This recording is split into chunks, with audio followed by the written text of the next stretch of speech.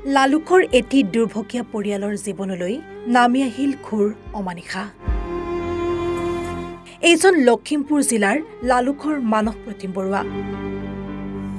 মানস প্ৰতিম বৰুৱা বৰ্তমান পেনক্ৰিয়াটিছ ৰোগত আক্ৰান্ত। ঘৰখনৰ একমাত্ৰ উপাৰ্জনকাৰী আছিল মানস প্ৰতিম। পোহপালৰ একমাত্ৰ ভৰসা আছিল মানস প্ৰতিম।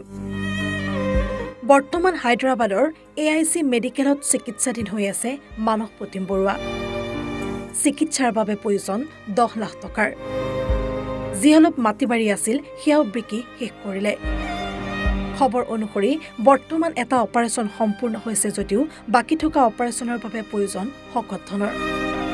চিকিৎসাৰ নামত সকলো শেষ হৈ যোৱা পৰিয়ালটোৱে শেষত মুখ্যমন্ত্ৰী হিমন্ত বিশ্ব শৰ্মাৰ লগতে দল সংগঠন তথা অসমবাসীৰ ওচৰত আৰ্থিক সহায়ৰ হাত মাগে।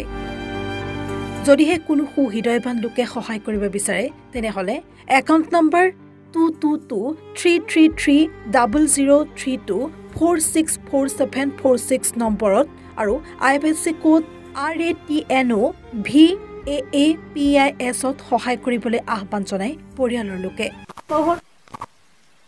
অসুস্থ হৈ পৰিছে, তেওঁ অকমান দয়া কৰি যে মোক মানুহজন অকমান সুস্থ কৰা সহায় কৰে। ৰাইজেও যে মোক ছোৱালীজনী কাইলৈ পৰা পৰীক্ষা, দেউতাক নাই, দোকানখনো খালী কৰিবলৈ জনাইছে।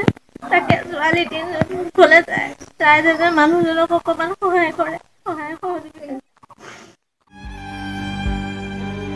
Bureau report any Bharat 24।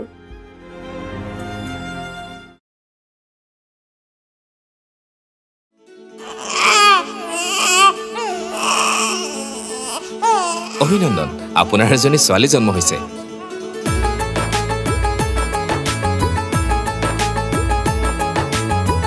লাহি পাহিয়ে